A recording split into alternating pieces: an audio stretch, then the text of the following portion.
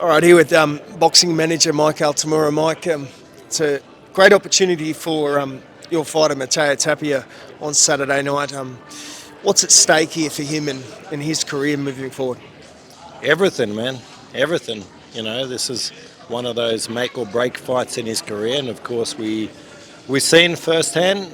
If you sleep on Andrew Saavedra, how dangerous he is against Isaac Hardman, and Mateo knows that if he wants to close in on, within say the next 12 to 18 months, challenging and winning a middleweight world title, he's got to get through these kind of challenges. So he's very motivated. He's very focused, and he said to me this morning, he goes, I'm in killer mode for this fight. What did you make of Andrew's performance against Hardman? Hardman sort of hasn't been seen since. There's talks of potential retirement there for him. What did you make of that performance? Yeah, look, he's definitely got a chin. Hardman's very heavy-handed. He caught him flush a number of times. I thought that it was a little bit inconsistent, Saavedra's performance, but sometimes I look at inactivity. I try not to underestimate guys on that. I think he's going to improve from that fight.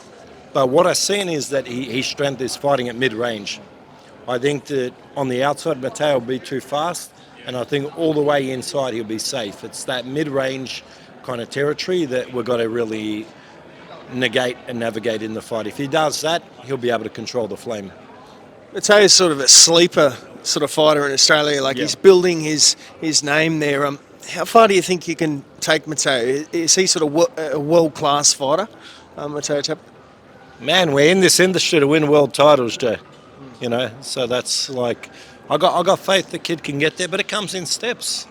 You look at, we take inspiration and motivation out of other fighters too. You look at Tszyu. If you judge Tim, say, by the Wade Ryan fight on the way up, if you watched him that night, would have you said he's definitely going to win a world title? Probably not.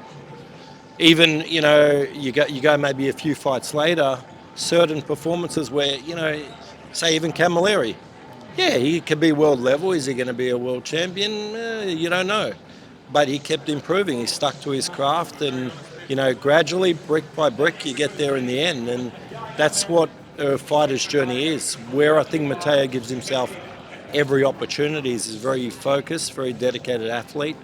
He's a student of the game. He's constantly in the gym. He's in training in between fights, and I think that that's paramount to actually get him better. The main event, Tszyu, Bakhram, Murtazaliev. What are your thoughts on that? Yeah, exciting fight, man. Exciting fight. I really like this fight stylistically for Tim. I think that Murtazaliev has some defensive holes. I think that when he closes, he gets a little bit reckless. He gets over his front foot.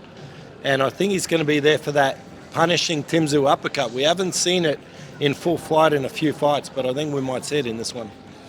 You mentioned Tszyu against Wade Ryan, Joel Camilleri. What have you made of the evolution of Tszyu over the last few years? Man, what I seen is, because, of course, I managed the late Dwight Ritchie as well, who fought Tim. And from that fight, Dwight's best success in the fight was actually on the inside with Tim, closing from mid-range to inside. From that fight there to, say, the Jeff Horn, Dennis Hogan bouts, and then thereafter marching down guys like Harrison and that, his ring craft just improved immensely. His ability to get inside and vary his punches, pick his shots inside, I feel like he really developed. Early career, he was another guy. He was a sharpshooter, but his best range was kind of like that outside to mid. And then, what's he known for now? Like savage body punching, them uppercuts. No one forgets that uppercut against Dennis Hogan. Like getting inside against Harrison, breaking him down, going in the trenches and getting the better of Brian Mendoza. Demolishing Ocampo, walking straight through him. I think we've seen so much development within Tim. And even the Fundora fight, look, it's a shame how that played out. But his stock, if anything, went up in global boxing. And I think we've seen, if we didn't know already, we've seen that he's got the true heart of an absolute spirited fighter, spirited warrior. It's easy for people to say with Tim, he's a second-generation guy, he got everything handed on a platter because of Kosher. That's not the reality. The kid's earned it the hard way. The Fundora fight, he's got this title fight, IBF world title fight, but how do you look back on the Fundora situation? There's been people say the fight should have been stopped. Igor said today that he'll never stop the fight if his fighter's still in the fight. How do you look back on that fight? Yeah, look, one thing I've tried to take myself out of the space of commenting on things in recent years, on fighters and situations, because you never actually know what psychologically where the fighter's at or what's discussed within the team. In that situation, I would have thought that the cut shouldn't have been the corner that needed to step in. Should have been the referee or the ringside doctor, because it was inhibiting his performance, of course, But fortunately, he come through it, like I said, unscathed in terms of his identity as a fighter and his profile. If anything, his profile was elevated, and I look forward to this Saturday night now, him getting a bit of hardware back and having the right to call himself a world champion again. Nikita Tszyu, what have you made of his career so far? Man, heart in mouth syndrome, that kid, huh? He's one of those guys. I always put myself in the manager's shoes. I would never feel safe with Nikita. I think he likes to flirt with disaster.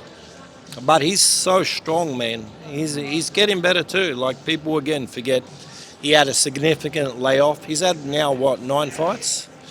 And he's shown gradual improvement fight to fight. Like 2-3 fights in, you wouldn't have thought he could have marched through Dylan Biggs how he did, for example, And always, like I said, when I look at the result of a fight, I try to look at the winner and praise their attributes rather than look at, things on the loser's side of the fight or that. So, with Nikita, he had some scary moments the last bout with Cohen.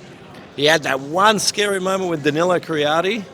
He had that shaky, was it the 6th round with Ben Horn? Man, he's provided some thrills and spills so far, and I think he's going to keep bringing more excitement. I wish he would tuck up a bit more defensively, because I love how savage he is in digging to the body and really letting his hands flow. But yeah, I fear for when he gets to the world level, if he doesn't tighten up that defense, he might pay a price. Let's talk of a fight with Michael Zarafa. You managed Zarafa for a period. Yeah. Is it too early for Nikita for that Zarafa fight? Do you think a lot of people underestimate Zarafa, but on his day, he is a world-class fighter? Yeah, Zarafa, especially in Australia, a very, very dangerous counterpuncher, and he can crack. He can crack on both sides of the plate. If he can draw you onto counters, he can crack with the left hook. If he can march you down, he can crack with the right hand. Yeah, I think it's too early. I think that, look, could Zarafa maybe, are they figuring that Zarafa might be a little bit faded and possibly on the way out, maybe losing his hunger? Keep in mind, he didn't look great in the Criati fight, but there was reasons for that. Obviously, the Lara fight only lasted 2 rounds. The Tommy Brown fight was only 1 round. So maybe they're thinking, a little bit of inactivity perhaps. Maybe he hasn't had a scintillating performance in a while, but, you can't sleep on Zarafa. He always finds a way.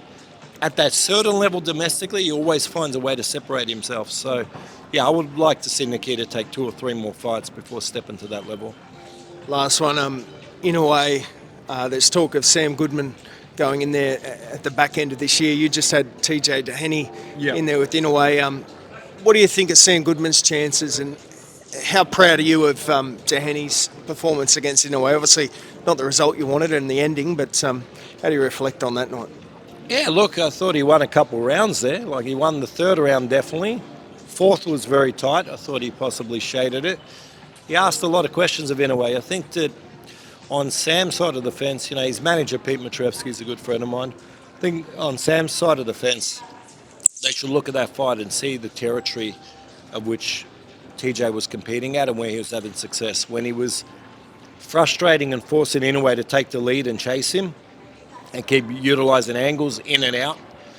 Some kind of, somewhat like fundamental amateur boxing tricks, Feint one way, go the other, dig to the body, feint to the head, go back to the body. Just like little things to kind of offset his rhythm.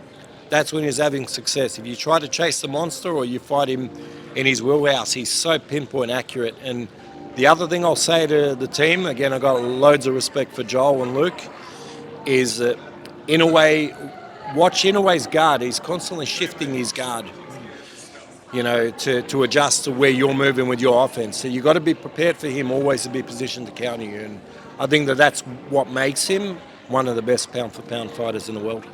Thanks so much, mate. Pleasure. Thank you for your time.